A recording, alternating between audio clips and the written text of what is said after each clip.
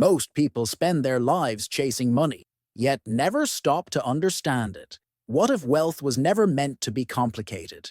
What if the road to financial freedom wasn't paved with secrets, but with simplicity? That's what J.L. Collins reveals in his book, The Simple Path to Wealth. In this video, I'll share 7 key lessons from the book.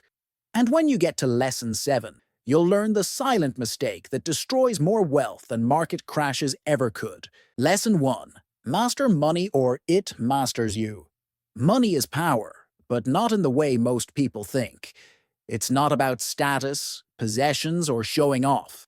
It's about control, the ability to wake up and decide what to do with your day, not what your boss wants you to do with it. Collins wrote this book for his daughter, not to teach her how to be rich, but how to be free. He understood that money, if ignored, controls you, but if mastered, liberates you. So many people avoid thinking about money because they find it stressful. They think they're escaping the problem, but in reality, they're surrendering control. But here's what Collins learned. This kind of neglect comes at a cost. When you don't master money, it masters you. When you understand money, when you know where it goes, how it grows, and what it costs to live, you begin to see it for what it really is, a tool for peace, not pressure. Lesson 2. Debt is the ultimate wealth killer. If money is freedom, then debt is slavery. Collins calls it being covered in leeches.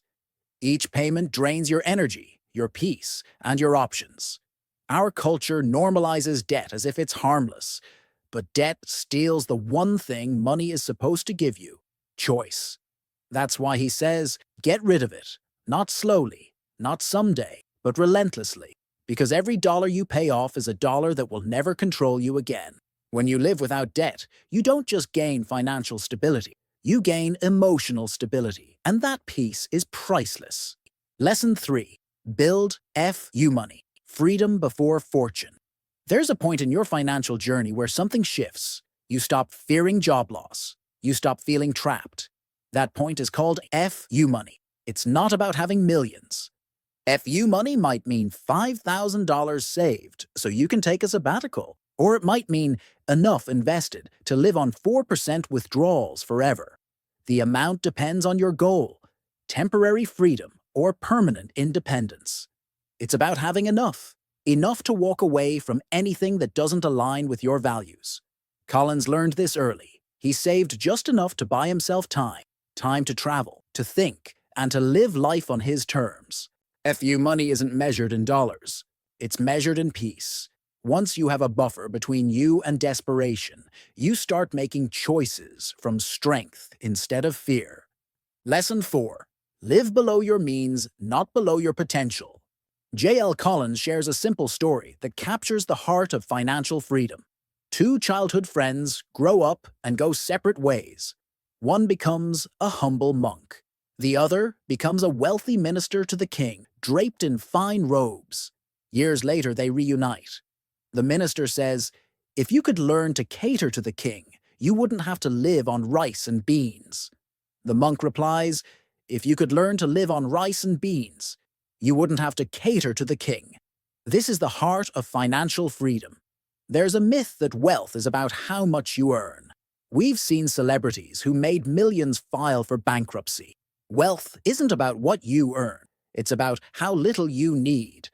Every upgrade comes with invisible chains, maintenance, payments, and pressure. Collins teaches the opposite. The less you need, the faster you gain freedom. Living simply isn't sacrifice. It's clarity. It's choosing time over toys, freedom over appearances. You don't need to downgrade your dreams. You need to deal with your distractions. Simple living creates space for extraordinary growth. Lesson 5. Spend less, invest the rest. This is where the magic happens. You can't earn your way to freedom if you spend everything you make. But when you save and invest consistently, even small amounts turn into something extraordinary. J.L. Collins shows how just $150 a month invested in the stock market would have grown to over $1.13 million between 1975 and 2015, based on the market's historical average. While past performance doesn't guarantee future results, this demonstrates the power of consistent investing, not through luck or genius, just through discipline and compounding. Compounding is the quiet miracle of wealth. It's money earning money again and again until your investments become a living, breathing machine that works while you sleep. Even after inflation, the stock market has historically delivered about 7% real returns, enough to double your wealth roughly every decade. Every dollar you don't spend is a seed. Plant enough, and one day the garden grows on its own. Lesson 6. Index funds. Your wealth-building machine. Many people fear the stock market because they only see the noise, the crashes, the volatility, and the uncertainty. But Collins reframes it. The market always goes up. Not every week, not every year, but it certainly does over time. Why? Because the market is the collective value of human progress. As long as people keep inventing, building, and producing, the market keeps climbing. When prices fall, that's not danger, that's opportunity. Crashes are sales. Every dip is the world's best companies going on discount. The winners aren't those who predict the storm. They're the ones who keep sailing through it. But here's where most people get it wrong. They think they need to pick the winners, find the next Apple, or avoid the next Enron. Collins discovered something Wall Street doesn't want you to know. You don't need to pick at all. Wall Street wants you to believe you need their expertise to win. But nearly all professional investors fail to beat the market long-term. Ordinary people succeed by simply owning the whole market. That's the magic of index funds. Instead of gambling on which companies will win, you own them all. You own a piece of every publicly traded company, thousands of them at once, at almost no cost. When some companies fail and fall away, they're automatically replaced by newer, more vital firms. When others succeed spectacularly, growing 200%, 500% or more, you're along for the ride. The index is self-cleansing. This is what Collins calls the simple path. No stock picking, no market timing, no stress. You're not trying to beat the market. You are the market. Low cost, broad exposure, and zero drama. While Wall Street plays chess with your money and charges you for every move, you simply hold the entire board and win. Lesson 7. Find your balance. How much risk can you handle? This isn't financial advice. I'm sharing what Collins teaches. Your situation is unique, so do your own research. But here's the question every investor asks. How much should I put in stocks versus bonds? Collins' answer? It depends on your stage of life and your ability to stay calm during crashes. If you're building wealth, still working with decades ahead, stocks are your engine. Collins recommends 100% stocks during this phase. If you can handle the volatility, you have time to ride out volatility, and that's where serious wealth is created. But here's the key. This only works if you can psychologically handle watching your portfolio drop 30, 40, even 50% without panicking. If you can't, add bonds to smooth the ride. Many investors do well with an 80-20 or 75-25 split between stocks and bonds. Enough stocks for growth, enough bonds to help you sleep at night. Collins notes the difference between 100% stocks and an 80-20 mix is usually tiny, and adding much more than 25% bonds can hurt your long-term results.